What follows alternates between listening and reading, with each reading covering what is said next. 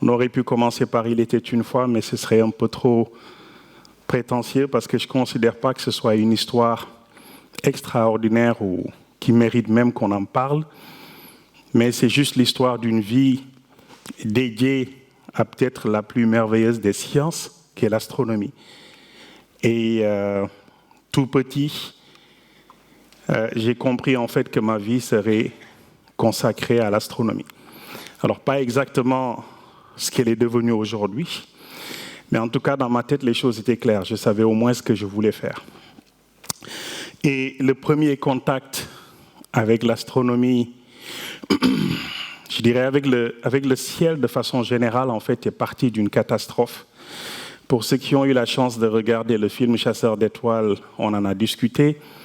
La première information, c'était l'explosion de la navette Challenger.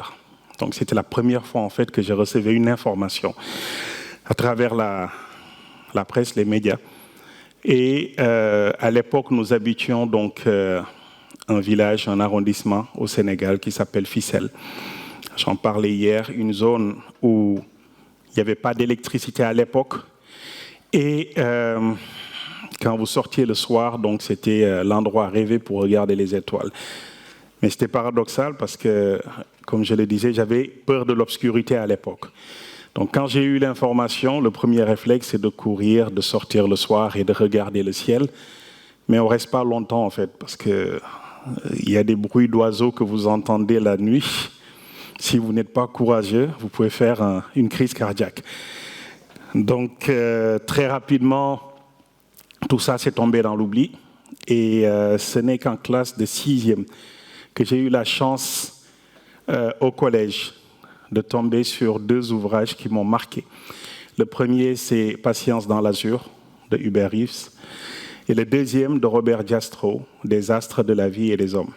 Et en lisant ces livres, j'ai compris en fait que ce que je voulais faire, c'était de partager la magie de cette science, l'astronomie, les merveilles de notre univers, partager ça avec le plus grand public et de la façon la plus simple. Et j'ai commencé à me documenter. À l'époque, nous n'avions pas de YouTube, nous n'avions pas de connexion Internet. C'était aller à la bibliothèque, c'était une bonne chose. Et donc, j'ai fait beaucoup de bibliothèques à chercher des ouvrages d'astronomie. C'est parti comme ça jusqu'à tomber sur une encyclopédie qui s'appelait « Tout l'univers ». Alors, ça appartenait à mon voisin. Et ça a créé des courses-poursuites à Dakar parce qu'il me demandait toujours « Rends-moi mon livre ». J'ai dit « Oui, mais je n'ai pas encore fini, rends-moi mon livre ». Et donc, il me cherchait dans le quartier où j'habitais pour que je lui rende ses livres. Et j'ai passé mon temps à lire ça jusqu'au moment où je suis tombé sur le plan de fabrication d'un télescope. Je me suis dit « Ça ne doit pas être compliqué ». Et effectivement, ce n'était pas très compliqué. À l'époque, en fait, tout le monde autour de moi avait compris qu'il y avait une passion pour les étoiles. Je passais mon temps sur les trottoirs à regarder le ciel. Il n'y avait que 2 choses qui me passionnaient, en fait, le dessin et les étoiles. Donc la journée, quand je terminais les cours, je passais mon temps à dessiner. Et quand il faisait sombre, je me mettais sur le trottoir pour regarder les étoiles. Les premières frustrations sont parties de là. Alors, les gens qui passent toujours, c'est « Monsieur Météo, il va pleuvoir ou pas ?» Donc pour eux, l'astronomie, c'était la météo. Et d'autres, c'est « Continuer à compter les étoiles, tu vas finir par devenir fou ». Donc quand vous êtes petit, vous êtes jeune, à l'âge de 12 ans, vous êtes passionné par ça et que les seuls retours que vous avez autour de vous, ce sont ces phrases, je peux vous dire que ça vous casse très facilement le moral. Mais on a tenu. Et c'est ça la particularité, je pense, de ce qui nous rassemble ici, ce virus pour les étoiles. Une fois que ça rentre, on ne guérit pas. Et donc on a tenu. Et on est devenu de plus en plus exigeant. On a demandé aux parents de nous acheter un télescope. Là aussi, le papa, qui a tout fait pour ses enfants, a dit « Je ne mettrai jamais de l'argent pour ces trucs de fous ». Alors, il avait l'habitude, en fait, de venir en vacances pendant ses congés. Il venait en vacances en France ou dans d'autres pays. Et il nous demandait à mes frères et sœurs, en fait, de faire une liste de ce qu'on voulait qu'il nous ramène comme cadeau. Donc, c'était telle paire de chaussures, tel type de pantalon. Et moi, je mettais toujours en première position télescope. Et après, le reste. Et quand il recevait les listes, donc il regarde, il dit un stylo, on lui donne. Il dit télescope. Pareil. Et tout le reste, c'était faisable, mais jamais un télescope. C'est ce qui m'a poussé, en fait, à me lancer dans la fabrication de cet instrument. Ça m'a pris 2 ans, mais on l'a fait quand même. Et ça reste quelque chose de mémorable, parce qu'à l'époque, à force de taper, j'ai cassé les couteaux de cuisine de la maman. C'est ce que j'utilisais. Je n'avais pas d'outils, il fallait que je prenne quelque chose. Donc je tapais, je dérangeais les voisins, les gens se moquaient.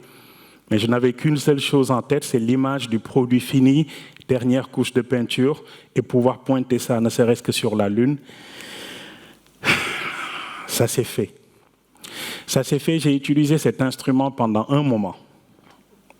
À Saint-Louis, entre 93 et 97. Quand j'ai quitté le Sénégal pour venir faire mes études en France, j'ai laissé le télescope avec mes parents, rangé quelque part. Première année de vacances, je retourne sur Dakar, je vérifie dans un coffre bagages, je l'ai trouvé là-bas. 3 ans plus tard, je pense, j'ai fini mes études, j'ai fini de travailler, je rentre au Sénégal, je cours pour chercher mon télescope chez mes parents. Ma mère m'a dit, je pensais que tu n'en avais plus besoin, donc on l'a jeté. Voilà, bon, donc une partie de l'histoire qui est perdue. Jusque tout récemment, je ne sais pas ce qui s'est passé, peut-être qu'elle aime bien jouer avec mon rythme cardiaque.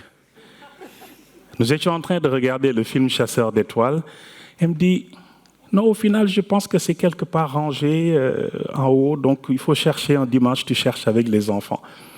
Donc peut-être qu'il est toujours en vie quelque part, ce télescope.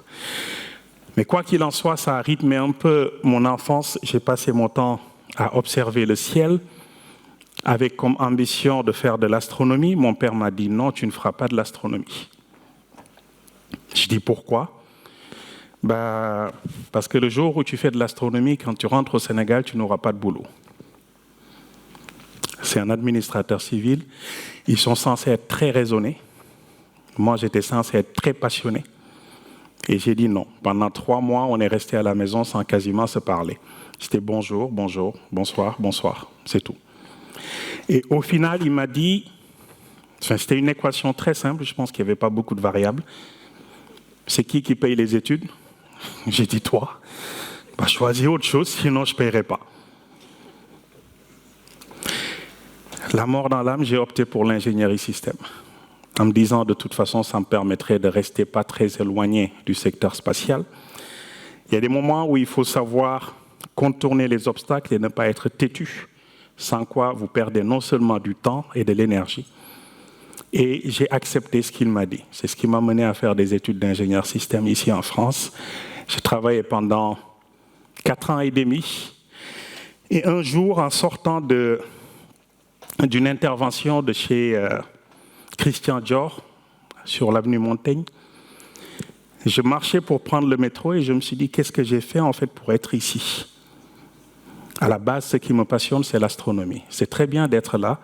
On a un bon salaire, on fait de bonnes choses, les gens apprécient. Mais est-ce que c'est réellement le sens que je veux donner à ma vie ? Et ça a été une longue méditation. J'ai pris le métro, je suis rentré chez moi, j'ai repensé à ça. J'avais fait 8 ans et demi en France et j'ai pris la décision de rentrer. Parce que ce qui me motivait, ce qui me nourrissait au plus profond de mon âme, c'était les étoiles. Et j'ai repensé à cette phrase, si tu fais de l'astronomie, tu n'auras pas de boulot le jour où tu rentres au Sénégal. Et j'ai pris la décision de rentrer en me disant qu'il faudrait faire de mon mieux peut-être pour que plus jamais derrière moi, un jeune Sénégalais ne soit confronté à cette réalité. Je suis rentré au Sénégal au mois de décembre 2005 et le 29 mars, il y avait une éclipse partielle de soleil. Et avec ce groupe de personnes que vous voyez ici, donc c'est des profs de mathématiques, des profs de mathématiques aussi, SVT, histoire, géographie, des professeurs qui étaient passionnés par l'astronomie, par les étoiles. On a décidé d'organiser un petit événement pour observer cette éclipse. C'est parti de là. Et on a créé, juste après, il y avait un engouement incroyable. La presse est venue, le grand public était là, nous avons observé cette éclipse et on a décidé de mettre en place une association pour que ça ne s'arrête pas. On a été accompagné par beaucoup de personnes. On a créé cette association qui s'appelle ASPA, l'Association sénégalaise pour la promotion de l'astronomie, qui est la première association de ce type reconnue par l'État du Sénégal. Et moins d'1 an après, on a eu le soutien de la coopération française pour l'acquisition de ce lot de matériel. Et ici, vous avez donc l'image du groupe qui a créé cette association, qui était dans un atelier de formation au niveau du site de l'IRD de Mbour. Bien entendu, la première étape, c'est de former sur les notions de base en astronomie. Et ça permettrait donc à ces personnes de pouvoir dupliquer les connaissances dans les lycées et les cours primaires. Donc nous avons fait ces formations sur l'utilisation des instruments et ici, essayer de capturer Jupiter très tôt le matin à 5 heures du matin, observer le soleil, ainsi de suite, les éphémérides. Et nous avons travaillé à rendre cela le plus accessible possible à travers le Sénégal. Donc ces professeurs, ces enseignants qui ont été formés vont être le premier groupe à diffuser largement ces notions d'astronomie au niveau du Sénégal, au-delà, il y avait une question là-dessus, au-delà de ce qui est enseigné dans le programme en classe de 6e, qui est très petit, et en classe de seconde, on a pu bénéficier donc d'une diffusion large des notions de base en astronomie grâce à cette formation. Et ça a donné lieu à un petit marathon où il fallait faire le maximum d'établissements possibles. Ici, c'est le lycée, ex-lycée Faidherbe, donc qui est au nord du Sénégal, où j'ai fait mon cycle secondaire. L'université, la deuxième université du Sénégal, où nous avons formé une centaine d'étudiants à partir de 2008 à utiliser les instruments et à tenir certaines expositions, conférences, ateliers pédagogiques.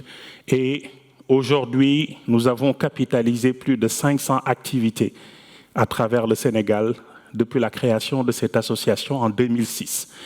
Ici, c'est le Prytanée militaire donc, qui forme l'élite de l'armée du Sénégal, mais en même temps l'élite de l'armée de plusieurs pays africains.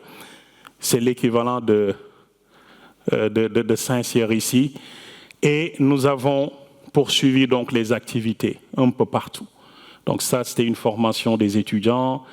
Et à partir de 2008, on a voulu institutionnaliser ces activités à travers un festival qui s'appelle Saint-Louis sous les étoiles.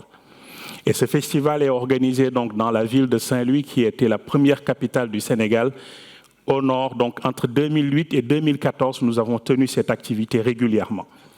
En faisant venir des intervenants de plusieurs pays. Ici, un astrophotographe du nom de Cédric Thomas, qui fait de belles choses d'ailleurs avec les observatoires remote actuellement au Chili. Et autre particularité, c'est d'impliquer les populations dans les discussions. Cette activité à Saint-Louis, vous voyez cette dame qui parle, elle est présidente de l'amicale des maraîcheurs de la ville de Saint-Louis.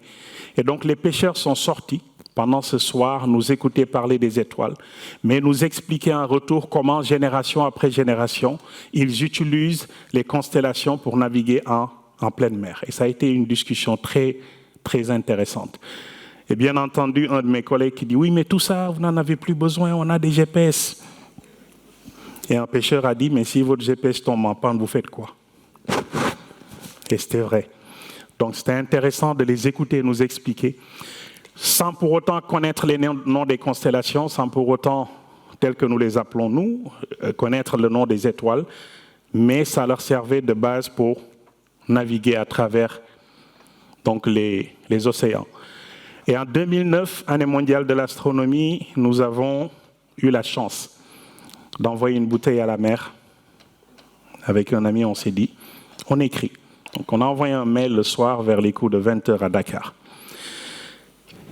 Et le lendemain, Hubert a répondu en disant « Bonjour, chère Maram, j'accepte de venir, mais à condition que je sois accompagné de ma femme. » On a dit oui et amenez d'autres personnes, même si vous voulez, c'est pas grave.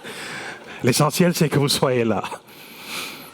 Et Hubert Reeves a débarqué à Dakar. Et vous voyez en fait ce que ça peut représenter pour un jeune qui, à l'âge de 12 ans, lisait Patience dans l'Azur et qui se retrouve à l'aéroport pour l'accueillir. Passer une semaine à Dakar, une personne extraordinaire, et c'est le lieu de lui rendre hommage une fois.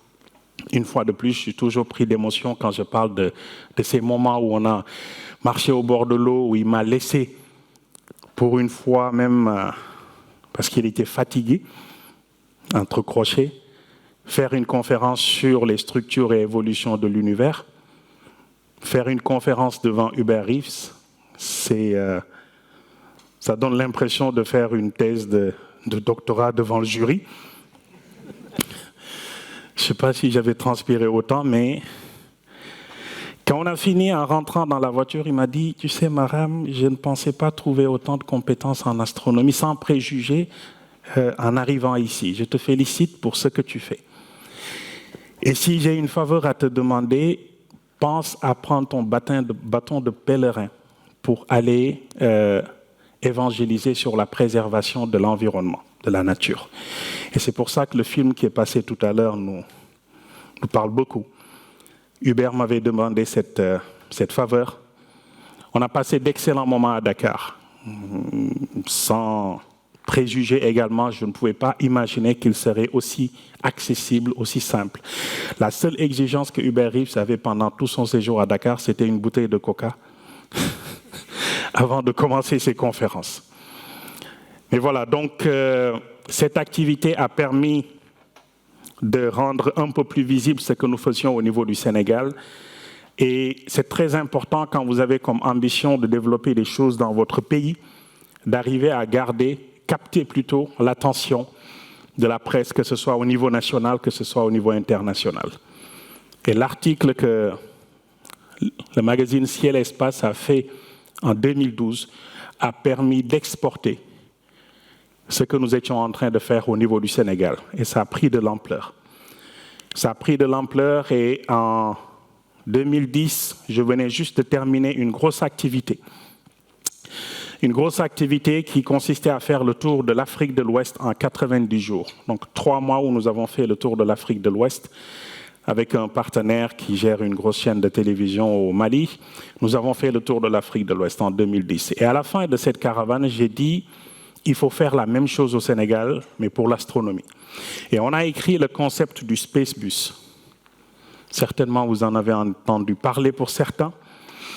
Le Space Bus a été créé donc en 2010 au Sénégal et avait pour ambition donc de diffuser l'astronomie partout à travers le pays, donc faire le tour du Sénégal en 1 mois sans interruption. Et nous avons fait donc cette caravane pas en 2010, mais en 2015, 5 ans plus tard, à chercher le budget. Quand vous voulez organiser un combat de lutte, vous trouvez rapidement des sponsors. Quand vous voulez organiser un concert, vous trouvez rapidement des sponsors. Mais quand vous allez voir les entreprises en disant « nous voulons faire le tour du Sénégal pour parler d'astronomie et de sciences spatiales », les gens vous disent « oui, non, c'est très bien, on vous soutient et on va vous contacter ». Personne ne vous contacte. Et jusqu'en 2014, où un professeur de mathématiques qui était recteur de l'université où nous avions fait le festival Saint-Louis sous les étoiles est devenu ministre de l'enseignement supérieur. Il m'a dit « amène le projet, on va le financer ». Et c'est parti de là. On a pu faire donc cette première édition de la caravane avec ce dispositif. On a pris un bus de 50 places, brandé avec des images, accompagné d'un camion podium d'animation. Quand vous entrez dans la ville, il faut faire beaucoup de bruit pour que les gens sachent que vous êtes là. Et avec ce dispositif, nous avons fait le tour du Sénégal. Et vous avez ici des photos de quelques étapes. Imaginez la magie que c'est pour ces enfants de voir le soleil à travers ces instruments pour la première fois. La magie que c'est pour ces enfants de découvrir les constellations le soir, de pouvoir suivre le mouvement des planètes en traçant des cercles sur le sol, leur expliquer ce que c'est que les images qu'on obtient avec les instruments spectraux, faire ces animations avec des expositions. Vous voyez en fait, tout ce qu'elle a écrit, ça provient de ces expositions. C'est des personnes qui se contentaient juste d'un petit chapitre pour parler des étoiles, qui se retrouvent avec 16 panneaux qui leur expliquent le nouveau système solaire, 16 panneaux qui leur expliquent l'évolution stellaire, et ces personnes sont venues rester devant les expositions à recopier. Et comme ça, on a compris en fait qu'il y avait un réel besoin d'avoir accès à cette information. Et nous avons poursuivi donc cette activité partout à travers le Sénégal. Nous avons pu toucher à peu près 35 000 personnes de façon directe. Mais la chose la plus formidable, c'est que la journée, les écoles nous retrouvaient dans le village scientifique, mais le soir, on demandait aux élèves de revenir avec les parents. Et c'était l'occasion pour nous d'expliquer à ces parents pourquoi il est important de laisser les enfants faire des sciences. Et au-delà de ça, qu'est-ce que l'astronomie peut apporter comme vecteur de création de vocation, parce que ça garde la passion des enfants. Nous avons fait cette première édition. La deuxième édition, nous l'avons mise sur un format beaucoup plus restreint qui a porté le nom « Les femmes dans les sciences », donc qui est une sous-rubrique de la caravane. On a pris des femmes, modèles de réussite dans les sciences. Claudie Aigneret a participé à distance, Dr Catherine Collenberg, des Sénégalaises qui ont réussi dans les domaines des sciences. Et nous leur avons demandé de venir au Grand Théâtre National devant 2000 élèves raconter leur trajectoire. Et donc vous voyez en fait, ici c'est l'école Mariama-Ba de Gorée qui est un institut très sélectif où sont les meilleurs élèves, que des filles d'ailleurs, les meilleurs élèves du Sénégal qui vont à Mariama-Ba et venir voir donc ces modèles de réussite. Elle est ancienne de Mariama-Ba et aujourd'hui elle travaille à la Banque mondiale. Venir raconter son histoire donc à ces jeunes, c'est comme ça qu'on met l'étincelle qui déclenche en fait les carrières, les vocations chez ces enfants. Nous sommes en train de préparer la prochaine édition, donc du 15 octobre au 20 novembre. Si tout se passe bien, nous reprenons le chemin du Spacebus. En 25 étapes, nous allons faire les 14 régions du Sénégal. Et cette fois-ci, le thème, c'est le spatial, levier d'un développement durable. Alors, le Spacebus reste quand même ouvert à la collaboration. S'il y a des personnes qui pensent pouvoir trouver quelques jours pour venir au Sénégal, parcourir les différentes régions. Si c'est ce tronçon qui vous intéresse, il n'y a aucun problème. Si vous voulez aller à Kédougou, ou dans cette zone, il y a le parc naturel de Niokolo-Koba, vous êtes libre de venir. C'est ouvert. Nous allons partir avec une équipe d'une centaine de caravaniers. Et si ça vous tente de faire cette belle expérience, c'est incroyable cette magie que vous voyez en fait jaillir des yeux des enfants quand vous leur parlez des étoiles. S'il y en a qui veulent nous accompagner, n'hésitez pas à nous contacter. Sinon, vous êtes tous invités déjà. Le reste, c'est gérer les billets d'avion. Alors, ces activités ont conduit à des collaborations merveilleuses par la suite. Il y a deux amis que je salue qui sont là, David Baratou et Sylvain Boulet. Alors, Sylvain, je pense à un moment donné, il s'ennuyait ici et il voulait venir au Sénégal. Il n'a pas trouvé autre prétexte que de dire que la planète Mars va passer, va traverser la queue d'une comète et que Mars, à cette période, était trop basse ici au niveau de la France. Il fallait venir au Sénégal. Je pense qu'il avait envie de venir au Sénégal. Il fallait un prétexte et c'était Mars. Non, sérieusement, il est venu avec tout le dispositif, avec le télescope. En 2014, c'était ça. En 2014, on a fait cette observation à Mbour, dans la ville de Mbour. Et David, qui était à l'IRD, était également là-bas. Donc, ils m'ont contacté et nous avons organisé cette activité. Ça a été notre première collaboration. Et aujourd'hui, ça donne des choses vraiment extraordinaires. Nous avons fait cette observation à Mbour. on n'a pas pu voir Mars passer par la queue de la comète. Mais il a eu ses vacances, il était venu en short, ça voulait déjà dire beaucoup de choses. Et on a gardé le contact, on a continué à faire des activités ensemble. Et un bon matin, il y a David, si ma mémoire est toujours bonne, qui me dit qu'il a rencontré 2 personnes très sympathiques. La première, Alan Stern, c'était ça, et Marc Bouy, en Afrique du Sud, qui sont à la NASA, donc les personnes chargées des missions New Horizons. À l'époque, Lucie n'était pas encore lancée. Donc New Horizons qui allait visiter Pluton. Et donc David qui me dit, il y a un moment extrêmement important qu'on appelle occultation stellaire qui va se produire, ça passe par l'Amérique latine, ça traverse l'océan Atlantique, ça rentre en Afrique par le Sénégal. Et il cherche un pays pour abriter ça et une personne pour les aider à organiser cet événement. Je pense que la discussion n'a pas duré très longtemps. Je t'ai dit oui, on va le faire, sans même savoir est-ce que c'était possible ou pas. J'ai dit oui, on va le faire. Et David a mis tout ça connecté. On a échangé avec Marc, on a travaillé avec lui.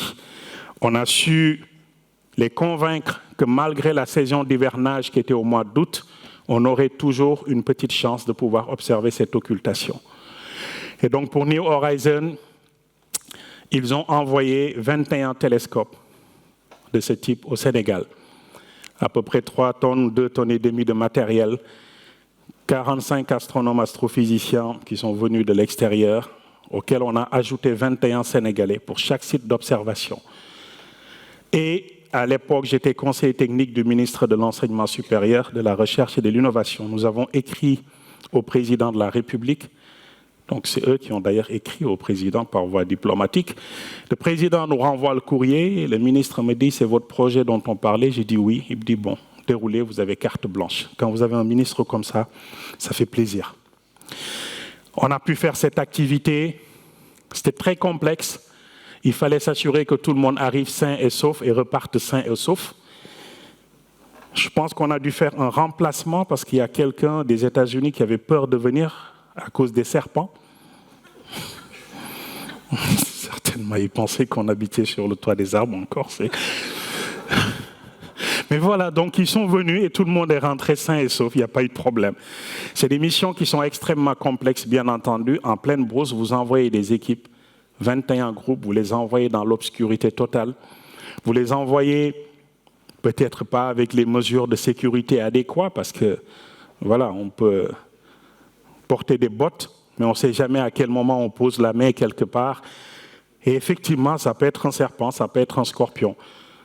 Mais les gens étaient tellement passionnés en fait qu'on ne voyait qu'une seule chose, capturer ce moment précis où l'astéroïde va passer devant l'étoile et créer cette occultation. Le président de la République nous a reçus, donc voilà tout le dispositif. Et la mission a été un succès. Nous avons pu faire cette observation qui a permis à la NASA de disposer des informations critiques qui pouvaient laisser envisager de la forme de Ultima Thule à l'époque, qui est devenu Arrokoth, mais également de pouvoir faire les corrections de trajectoire nécessaires pour arriver le plus proche possible de cet astéroïde, de cet objet de Kuiper. Et à l'époque, nous étions des KBO Chasers. Nous étions des chasseurs d'objets de la ceinture de Kuiper. Donc on a commencé à devenir des chasseurs de quelque chose, des chasseurs d'étoiles peut-être, mais plutôt des KBO Chasers à cette époque. Et ce qui est amusant, c'est qu'on avait une bonne idée déjà de à quoi pouvait ressembler cet astéroïde entre les occultations qu'il y avait en Amérique latine, en Afrique du Sud et au Sénégal.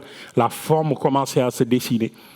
Et quand le 1er janvier 2019, New Horizons a survolé plutôt Arrokoth à 6 milliards de kilomètres, ça a confirmé ce que nous pensions, mais c'était la première fois qu'on avait une telle curiosité dans les objets du système solaire.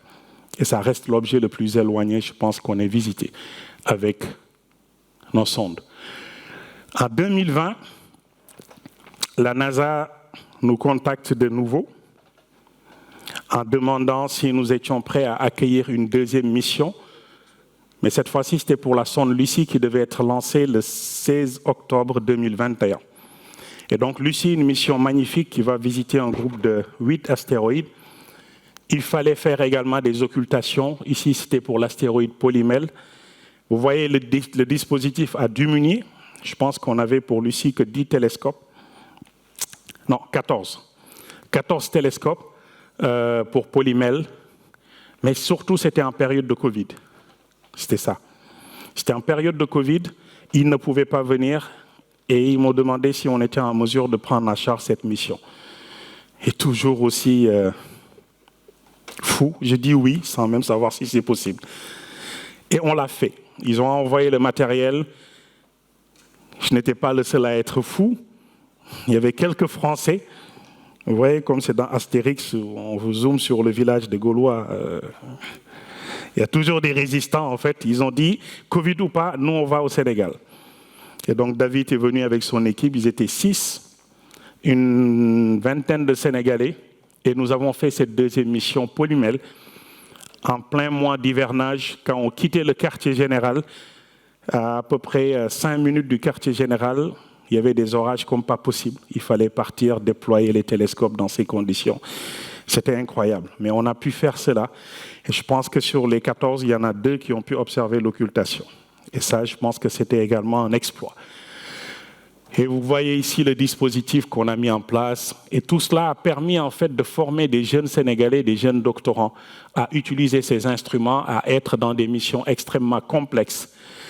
Et en parler, c'est une chose, le montrer, c'est autre chose. Je ne sais pas si ça va marcher. Je suppose que tout le monde connaît les occultations ici. Et voilà pourquoi on a fait tous ces efforts en fait. Le temps que je parle, c'est déjà fini. Alors, je relance. Oups, non, ça ne marche pas comme ça. Allez, on va y arriver. Donc, vous voyez, type, c'est revenu. Donc, vous en discutez avec la NASA pendant 6 mois à peu près. 2 tonnes de matériel envoyé, former les scorpions, les serpents. Pour 2 secondes. 2 secondes où vous n'avez pas droit à l'erreur. Et jusque-là, ça s'est bien passé. Et coup de baguette magique. Pendant cette mission Polymel, il y a toujours quelqu'un qui se lève et qui annonce des nouvelles. Il s'appelle Sylvain Boulet, vous devez certainement le connaître. Et Sylvain s'est levé, je lui dis non, Sylvain, cette occultation, c'est crucial. À chaque fois que tu as chanté, la pluie est arrivée ou le ciel s'est couvert. Donc ne chante pas, s'il te plaît. Il a dit non, je ne chante pas, Maram. J'ai dit non, s'il te plaît, attends la fin de la mission pour chanter. Il a dit non, c'est pour annoncer une nouvelle. J'ai dit ok. Et c'était pour annoncer une nouvelle. Je mets la vidéo. Ça ne marche pas.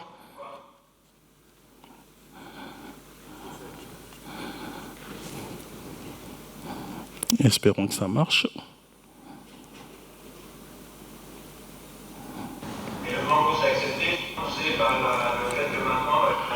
Bon.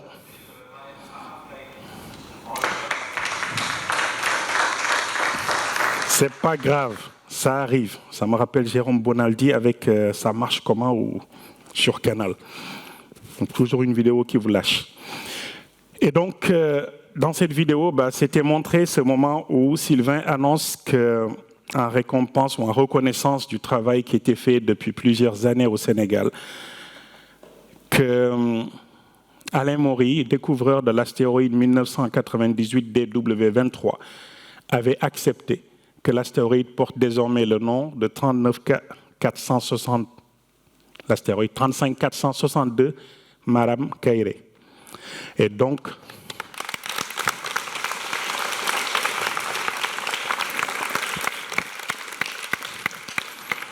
depuis ce jour, j'ai quitté le statut de chasseur d'étoiles pour devenir un astéroïde.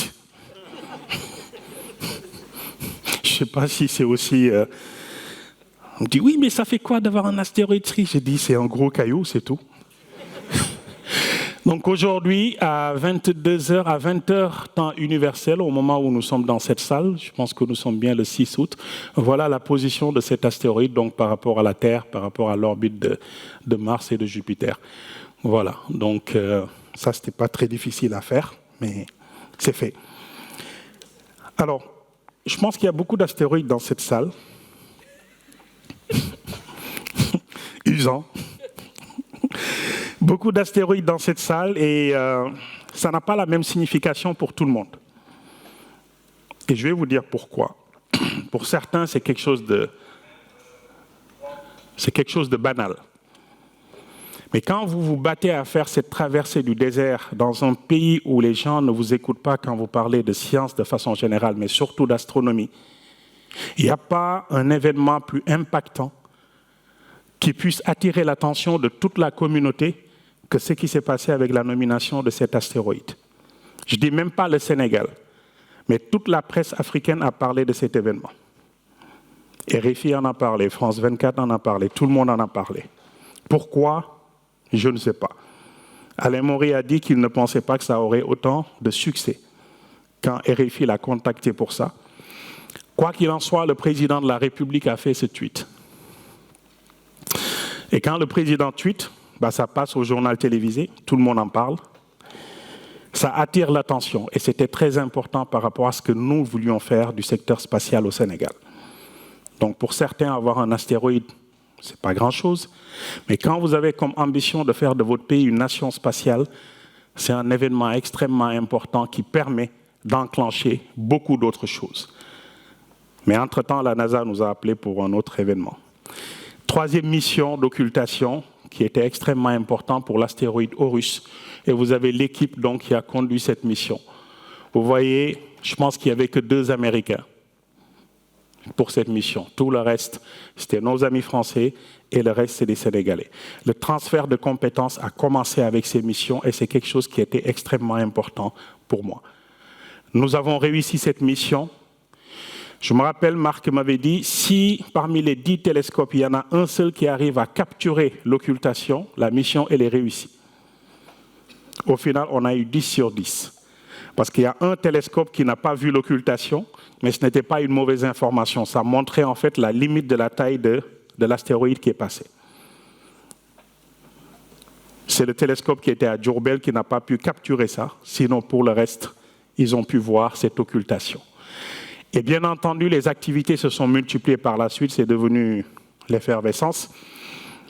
Un élément clé de ce que nous avons pu faire ces dernières années, ça a été la mise en place du premier webzine destiné à l'astronomie francophone sur le continent africain, donc en partenariat avec la Société astronomique de France, l'AFIPS, l'African Astronomical Society, RFI, et ainsi de suite.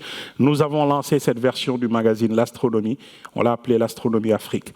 Et aujourd'hui, les informations sont accessibles pour tout le monde sur ce site. Quelque temps après, on a été contacté par une réalisatrice du nom de Ruth Berry, qui a contacté la NASA pour faire un film sur la mission Lucie et l'utilisation du satellite Gaia pour la prédiction des occultations. Et bien entendu, les discussions ont été orientées vers Marc Bouy, qui lui a demandé de venir voir ce que nous étions en train de faire au niveau du Sénégal. Et c'est ce qui a donné naissance donc à ce film. In West Africa, astronomers are on a mission. This is very important. If you don't get the data at the right second, you don't get the data ever. Discover a history of African astronomy. Wow, it's incredible. And one scientist's dream for the future. I believe space is for everyone. Star Chasers of Senegal on Nova. Donc ce film qui a remporté le prix spécial du jury ici même l'année dernière, qui est sorti aux États-Unis le 8 février dernier, 2023, ce film a permis de montrer une partie de ce que nous faisions avec la NASA au niveau du Sénégal, cette belle collaboration internationale. Ce film a eu la chance d'être projeté au Sénégal le 21 mars 2023, devant le président de la République. Je ne sais pas si vous arrivez à suivre toujours. Le président ne s'est jamais déplacé pour assister à ce type d'événement. Il est resté très droit dans sa conduite. Pas de dîner de gala, pas d'événement culturel, pas de... Et là, on lui écrit en lui disant que le film sera projeté au Sénégal et qu'on aurait souhaité qu'il parraine cette activité. Il a répondu en disant « J'accepte de parrainer, ce sera une occasion pour magnifier votre travail ». Quand le président vous écrit ça, mon rythme cardiaque a augmenté, je n'ai pas compris ce qu'il voulait dire. Mais il a accepté de venir au Grand Théâtre pour parrainer donc, le lancement de ce film. Et la vidéo n'est pas terrible, mais c'est une idée de l'ambiance qu'il y avait.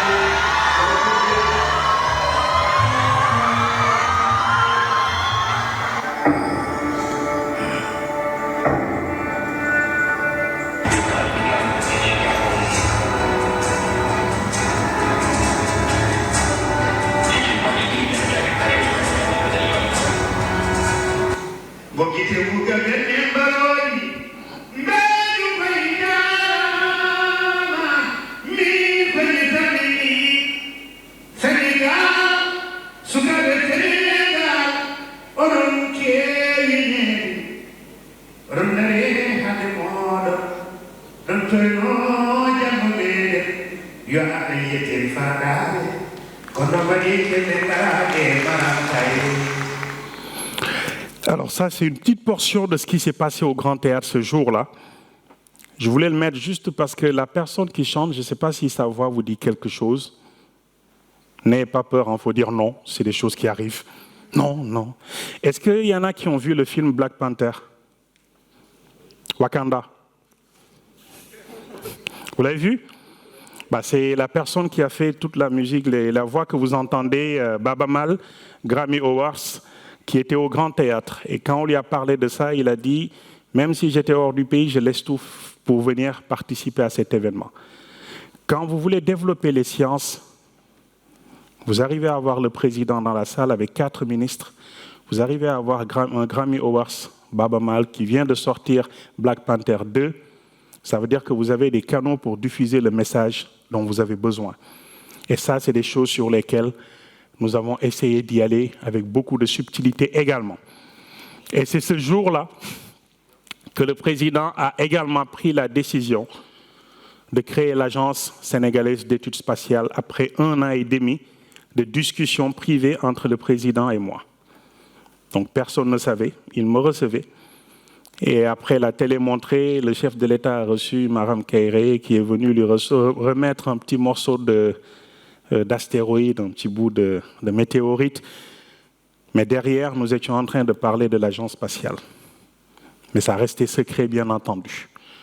Et ce jour, donc, le président a pris cette décision historique de créer notre agence spatiale. La trouvaille du président Macky Sall est historique. Je décide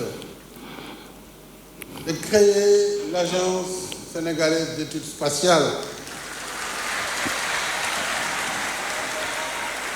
L'Agence sénégalaise d'études spatiales, sur laquelle j'ai échangé depuis plus d'1 an avec Mme Kairé au gré de rencontres que je lui ai accordées. Et les textes sont finalisés. Et bien entendu, il aura la charge de diriger cette Agence sénégalaise d'études spatiales. Une formidable aventure humaine est en marche. Mme Kairé en passe de devenir une légende vivante qui va porter le triomphe d'une nation sénégalaise. Le Sénégal a tout le potentiel pour faire émerger d'autres Mme Kairé. Le président Macky Sall rend ainsi un hommage puissant à cette grande fierté de la nation. Au nom de la nation sénégalaise, je vais vous élever à titre exceptionnel au rang de commandeur dans l'ordre national du Lion.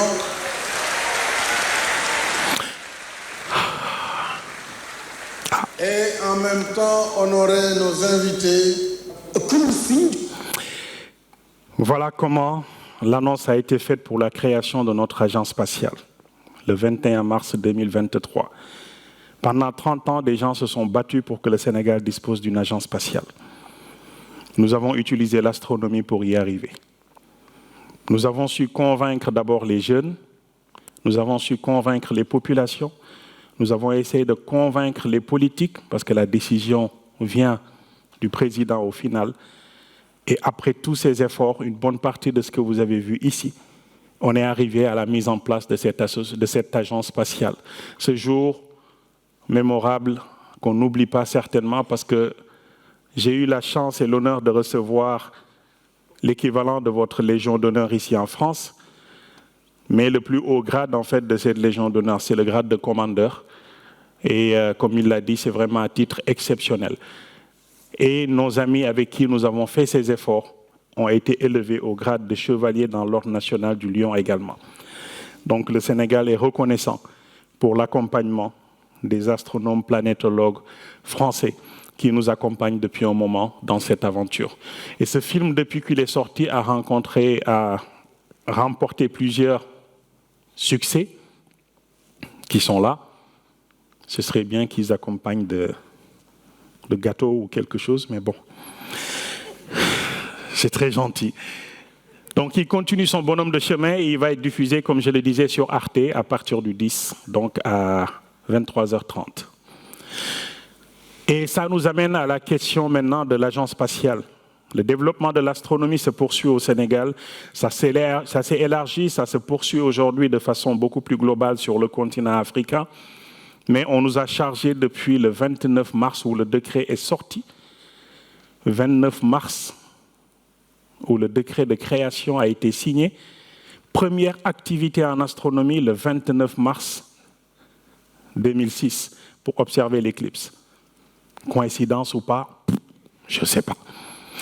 Donc l'agence spatiale a été créée et on en a fait l'instrument pour le développement de la politique et de la stratégie nationale pour le secteur spatial sénégalais.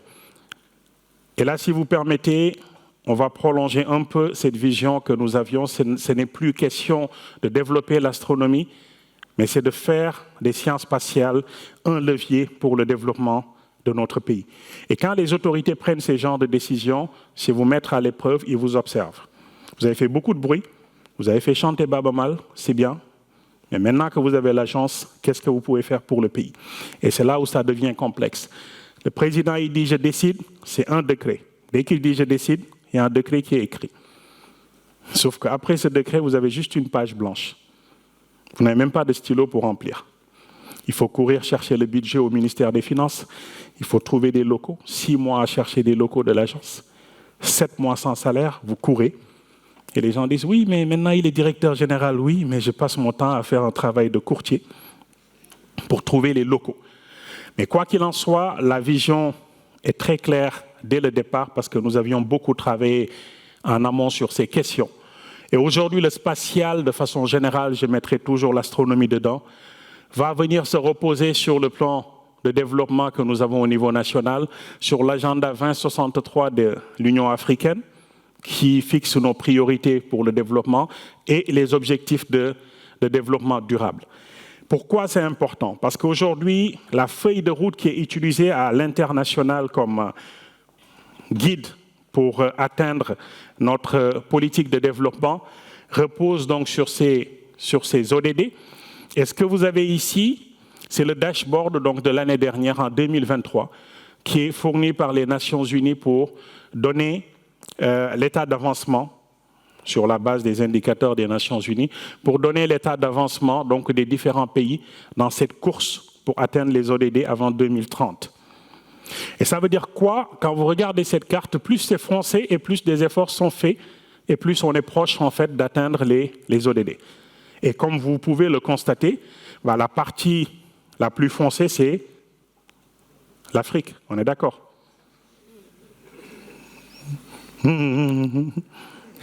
Non, voilà. Donc la partie la moins foncée, ça reste chez nous. Ça veut dire qu'il y a beaucoup d'efforts à faire. Mais qu'est-ce qui s'est passé pour qu'on en arrive là? On peut trouver beaucoup d'excuses. Mais aujourd'hui, la principale raison, je pense qu'on a toujours pensé que la science restait l'affaire des autres. que la science coûtait cher et que la science n'était pas à notre portée. Surtout quand il s'agit de parler des sciences spatiales. Et si on s'amuse à regarder un peu les pays qui étaient des opérateurs de satellites en 2009, les pays qui disposaient d'une agence spatiale en 2015, on dit souvent comparaison n'est pas raison, mais nous on aime bien en fait superposer des couches parfois pour voir ce que ça donne.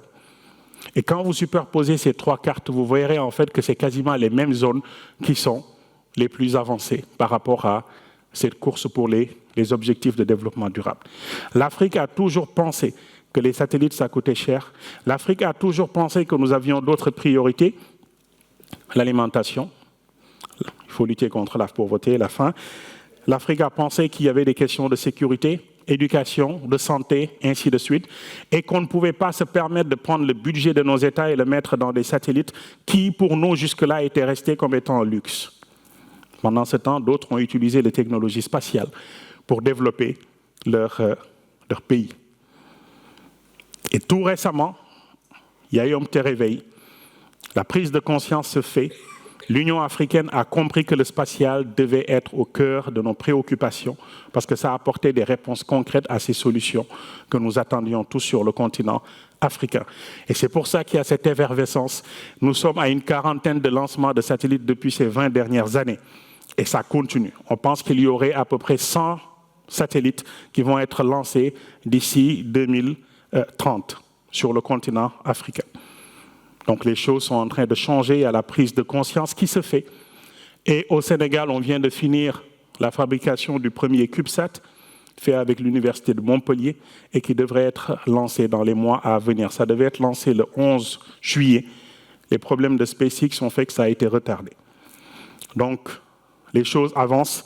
Et au niveau de l'agence spatiale, nous nous sommes fixés 6 priorités. Les télécommunications, ça reste déjà un acquis. Il y a pas mal de développements qui sont faits. Nous essayons de nous focaliser sur ces 6 priorités. L'observation de la Terre, la partie sciences, éducation, recherche et les questions d'astronomie et astrophysique qui nous intéressent vont rentrer là-dedans. Météorologie, climatologie, la surveillance maritime, la communication pour les zones isolées et les catastrophes et les questions de sécurité et de défense. Et aujourd'hui, nous avons réussi à positionner l'agence au niveau de la présidence de la République pour lui donner une position transversale qui permet de faire travailler l'ensemble des ministères et de collaborer avec tous les secteurs prioritaires pour atteindre un objectif, les objectifs que nous nous sommes fixés. Ce que nous comptons faire à partir de maintenant, depuis la première année, nous travaillons sur ça. C'est de mettre le citoyen sénégalais au cœur de nos préoccupations et de mettre l'État au cœur de nos préoccupations. Et à partir de là, nous sommes en train de travailler avec l'écosystème du numérique qui existe déjà. Il y a beaucoup d'entreprises, de jeunes startups qui sont là-bas, qui développent des choses magnifiques pour le secteur du numérique. Nous sommes en train de les intéresser aux questions du spatial et les ramener donc à ce qu'on puisse disposer d'un écosystème hybride entre le spatial et le numérique. Et c'est à partir de là que nous parviendrons à créer un ensemble de services qui vont venir impacter les priorités que nous nous sommes fixées.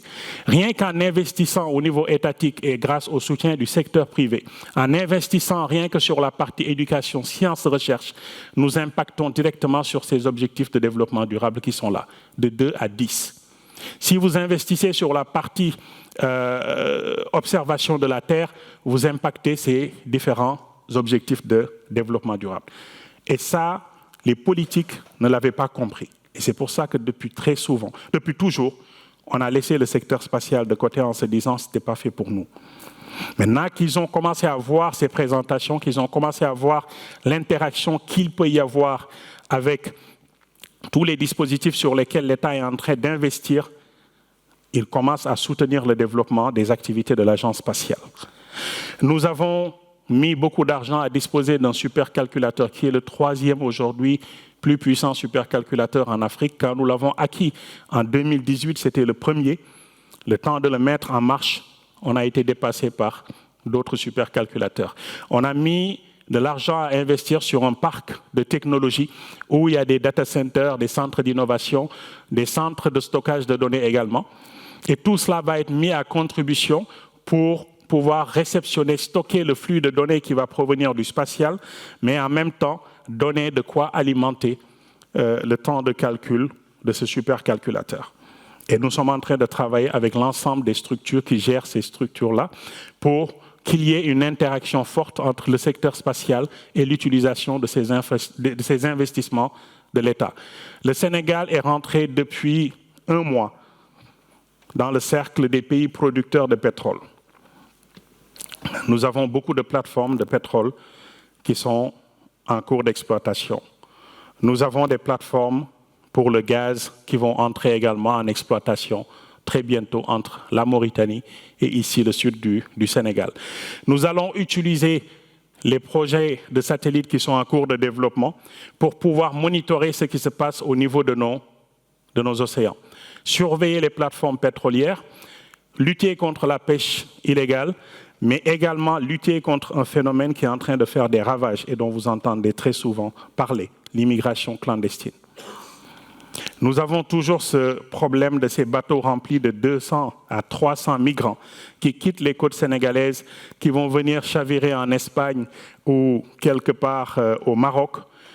Il est possible aujourd'hui, grâce à des technologies développées par des startups ou des acteurs du New Space comme Unseen Labs, de pouvoir détecter ces pirogues avant qu'elles ne s'éloignent des côtes sénégalaises.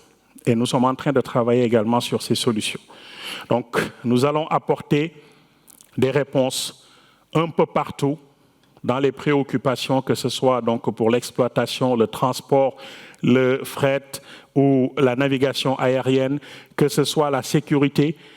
Au final, l'ambition que nous avons, c'est que aussi bien au niveau des autorités qu'au niveau des populations, que nous ayons ce réflexe de penser service, de parler service et de produire service. C'est comme ça que nous parviendrons à générer une économie autour du secteur spatial et c'est comme ça que nous arriverons à faire de ce secteur un levier de croissance pour notre pays. Et bien entendu, l'astronomie ne sera pas oubliée, croyez-moi. Depuis qu'on a créé cette agence la première année, nous avions plusieurs boxes à checker. L'agence a été créée, installée, le benchmarking se fait et se poursuit. Le recrutement a commencé, le plan stratégique de développement est en cours avec le cabinet PwC, Pricewaterhouse, et la communication a démarré à grande échelle. Aujourd'hui, le Sénégal est invité à la table des grandes rencontres sur le spatial pour une agence qui vient juste d'avoir 1 an d'existence. Nous avons finalisé donc ce premier satellite. Nous sommes en train de démarrer le projet de construction des infrastructures au sol et nous allons le voir tout de suite. Nous comptons à partir de l'année prochaine, grâce à la signature que nous avons faite avec un acteur du New Space français qui s'appelle Prométhée, développer la première constellation de satellites du Sénégal qui devra être lancée en 2028. La première constellation sera démarrée l'année prochaine. Nous avons accueilli au mois d'octobre dernier la première rencontre du dialogue spatial Europe-Afrique, où pour la première fois, l'Europe et l'Afrique s'est retrouvées autour de la table pour définir l'avenir de la coopération spatiale. Ça, c'était 7 mois après la création de l'agence spatiale. Dans les projets, il est prévu, et ça a été annoncé par le président sortant, de construire un observatoire au sud-est du Sénégal, dans la région de Kédougou, où il y a les plus hauts sommets donc, de notre pays. Nous allons mettre un observatoire avec un télescope d'1 mètre de diamètre et nous mettrons plusieurs petits télescopes, aussi bien pour l'astronomie et astrophysique, mais pour un autre segment qui va concerner la sécurité défense, qu'on appelle la surveillance de l'espace. Et voilà le dispositif qui est prévu. Donc une partie pour l'astronomie, pour l'observatoire en astronomie et astrophysique et une autre partie pour la sécurité défense. Nous sommes en discussion avec le commandement de l'espace ici. Et les autorités chargées de cette question de sécurité et défense au Sénégal sont informées et prendront le relais le moment venu. Donc voilà le type de télescope que nous allons utiliser. Et ça, pour finir, au niveau des infrastructures, c'est le premier module du centre d'assemblage, de fabrication, intégration et test de microsatellites qui va être construit au Sénégal à partir de l'année prochaine. C'est une chose d'intéresser les jeunes aux sciences, mais c'est une chose de leur donner l'opportunité de se former dans leur propre pays et de pouvoir travailler dans leur propre pays. Souvenez-vous, en quittant la France, je vous ai dit que je n'avais qu'une seule phrase en tête. C'est de faire en sorte que plus jamais derrière moi, des jeunes ne soient confrontés à cette difficulté. Qu'on leur dise, vous ne pouvez pas faire de l'astronomie et des sciences spatiales parce que vous n'aurez pas de boulot dans votre pays. Aujourd'hui, ma vie tourne autour de ça. Faire en sorte que demain, les infrastructures soient en place. Ce projet tourne autour d'une nouvelle ville qui va être hors de Dakar, qui s'appelle la Senegal Space Valley. Le projet est sur la table du président. On avait des difficultés pour choisir le site définitif. Apparemment, j'ai eu l'information tout récemment comme quoi le choix est déjà fait. Le président a fait son choix et donc les partenaires vont nous accompagner à mettre en place cette nouvelle ville. Certains peuvent penser que c'est difficile. Il y a 10 ans de cela, on pensait que c'était difficile de créer une nouvelle ville hors de Dakar. Pour ceux qui viennent à Dakar, vous verrez Diamniadio ce que c'est devenu aujourd'hui. Il y a les infrastructures. Les Jeux olympiques de la jeunesse vont être accueillis par le Sénégal en 2026. Et l'essentiel des activités vont se passer dans cette ville de Diamniadio. Et ça a été construit en 10 ans. Donc si je vous dis qu'en moins de 10 ans, nous allons attaquer ce projet de construction de cette Senegal Space Valley, si je suis toujours en vie, vous pouvez me faire confiance, on va le faire.